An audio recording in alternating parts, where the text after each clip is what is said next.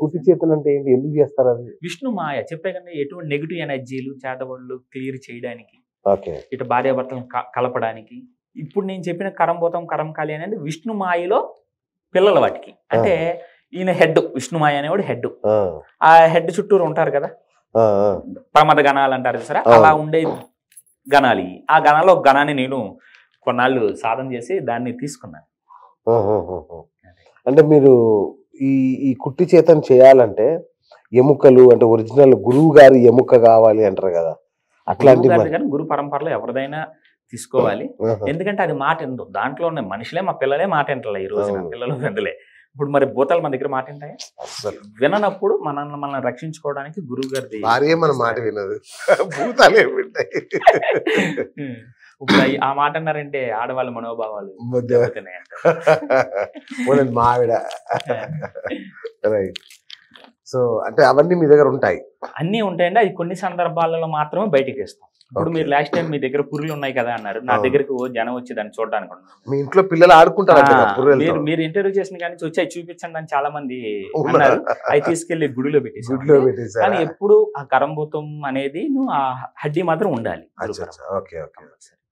అట్లాగే మీరు శవ సాధన చేస్తారు కదా, అంటే శవం మీద కూర్చొని నేను ఆ ఫోటోలు చూశాను.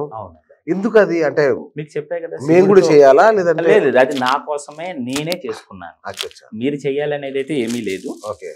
మీకు చెప్పే కదా, శివుడికి ఐక్యం కోసము జాగృతిని, కుండలి శక్తిని జాగృతిని చేయడం కోసము ఆ సాధన చేశానని లాస్ట్ టైం ఇంటర్వ్యూలో. ఆ శవ సాధన చేస్తే మనకి ఏదో శక్తులు వచ్చేస్తాయి, డబ్బు వచ్చేస్తుంది అనేది. అంటే శివ సాధన అనగా భయం వేస్తుంది. అంటే ఇది బాబోయ్ శివాలు అంటే. ఇప్పుడు శివ సాధన చేసిన తర్వాత ఇప్పుడు ఎలా ఉన్నా బాగున్నారు అంటే నాకు మనసులో ఒక చిన్న ఫీలింగ్. అందరూ చేయకూడదు, గురుపరంగా చెప్పే కదండి కొన్ని శక్తుల్ని మేలుకొల్పడానికి. కాదు సార్, మీరు శివ సాధన అనగానే సినిమాటిక్ గా ఆలోచిస్తే నాకు ఇప్పుడు సినిమాల్లో మనుషులు చంపేసి వాళ్ళ మీద చేస్తుంటారు కదా, అలా ఎవరిని చంపలేదండి. అలా ఎవరిని చంపలేదు.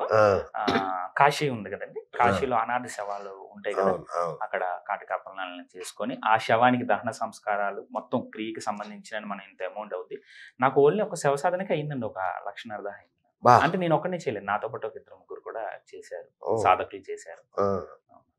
మరి అవుద్దండి, ఈ రోజున ఏది ఊరికినే రాదు కదండి. అంతే కదండి, ఏది ఊరికినే ఎందుకు వస్తుంది, ఏది రాదు.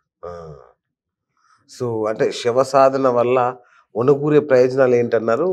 చెప్పే శివుడి శక్తి జాగృతి, కుండలిని శక్తిని జాగృతం చేయడం, శివుడిలో లైక్యం అవ్వటం, ఆ దైవాన్ని చూడటం కోసమే శవ సాధన. అంతేగాని శవ సాధన చేస్తే ఏదో వచ్చేస్తది అనేది మాత్రం దయచేసి. సో ఇట్లా మనం చెప్పితే చాలా మంది కొంచెం ల్యూనాటిక్ ఫెలోస్ ఉంటారు, అంటే మానసిక దౌర్బల్యం ఉన్న వాళ్ళు ట్రై చేసే అవకాశం ఉంటది కదా. అందుకే అసలు ఏం చేయాలి, దీనికి సంబంధించిన విధి విధానాలు ఇప్పుడే చెప్పేయండి. అది శవ సాధన చేయడానికంటే వాళ్ళు సాధన చేసుకోవాలి, వాళ్ళు గురు పరంపరంగా సాధన చేయాలి. వాళ్ళ గురువు ఇస్తాడు పర్మిషన్, నీకు ఈ మోక్షం వచ్చింది. ఇప్పుడు శ్మశానికి వెళ్ళడానికి కూడా ఇప్పుడు నేను ఏదో వాళ్ళ ఒక రోజు మంత్రం చేశాను, ఒక 6 సంవత్సరాలు చేశాను, ఒక 2 ఏళ్ళు చేశాను అంటే శ్మశానం వెళ్ళడానికి కూడా పర్మిషన్ ఉండదు. శ్మశానంకి వెళ్ళడానికి కూడా దానికి అంతా క్రియ నేర్పుతారు ఆయన. గురువు పరంపరలో ఇదంతా నేర్పి అప్పుడు చేసి ఆయన దగ్గరుండి చేయాలి. ఇది మనం వెళ్ళి చేయడానికి కుదరదండి, గురువు యొక్క ఆధ్వర్యంలోనే చేయాలి.